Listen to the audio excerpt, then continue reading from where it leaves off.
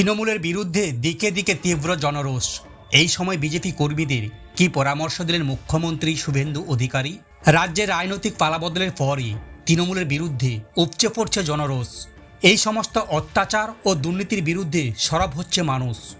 একাধিক জায়গায় তৃণমূল নেতা কর্মীর অফিস ঘিরে বিক্ষোভ দেখানো হচ্ছে। প্রকাশ্যে এসে পড়ছে তৃণমূল নেতাদের সরকারি সামগ্রী চুরি। এরই মধ্যে সোনারপুরে গিয়ে প্রবল জনরোষের মুখে পড়েন শুভেন্দু অধিকারী। নবান্ন থেকে মুখ্যমন্ত্রীর পরামর্শ, কোনো আইন হাতে তুলে নেওয়ার প্রয়োজন নেই, সরকারের ওপর আস্থা রাখার আবেদন জানিয়ে তিনি বলেন, প্রশাসন ও পুলিশ ইতিমধ্যেই সক্রিয়ভাবে কাজ শুরু করেছে। মুখ্যমন্ত্রী দাবি, রাজ্যের বহু জায়গায় বিধায়ক, সাংসদ, কাউন্সিলর এবং চেয়ারম্যানের অফিস থেকে সরকারি সামগ্রী উদ্ধার হচ্ছে। এই কাজ প্রশাসন ও পুলিশকেই করতে দেওয়ার আবেদন জানান তিনি। ওনার কথায়, বিডিও, ম্যাজিস্ট্রেটরা আছেন, ভিডিওগ্রাফি হচ্ছে, আপনারা আইন হাতে তুলে নেবেন না, অভিযোগ করুন, সরকার ব্যবস্থা নেবে। তিনি আরও বলেন, যেসব জায়গায় বিক্ষোভ হচ্ছে তার পিছনে সরকারি কোনো রাজনৈতিক দলের ভূমিকা নেই বলে ওনার ধারণা এবং সাধারণ মানুষের ক্ষোভ থেকেই এই পরিস্থিতি তৈরি হচ্ছে বলে ইঙ্গিত দেন মুখ্যমন্ত্রী।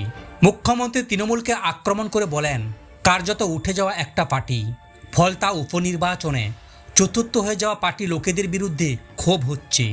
বিজেপি কর্মী সমর্থকদের উদ্দেশ্যে মুখ্যমন্ত্রী বলেন, কোনোভাবেই যেন এমন পরিস্থিতি তৈরি না হয় যাতে বিরোধীরা সস্তায় প্রচার পেয়ে যায়।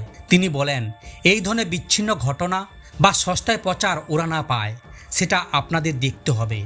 একই সঙ্গে তিনি বলেন, বর্তমানে রাজ্যে আইনের শাসন প্রতিষ্ঠিত হয়েছে এবং ভারতীয় ন্যায় সংহিতার নিয়ম মেনেই সরকার পদক্ষেপ করছে।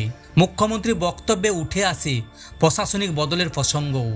ওনার দাবি, মানুষ শুধু সরকার বা দলের পরিবর্তন চায়নি, চেয়েছিল গোটা ব্যবস্থার পরিবর্তন।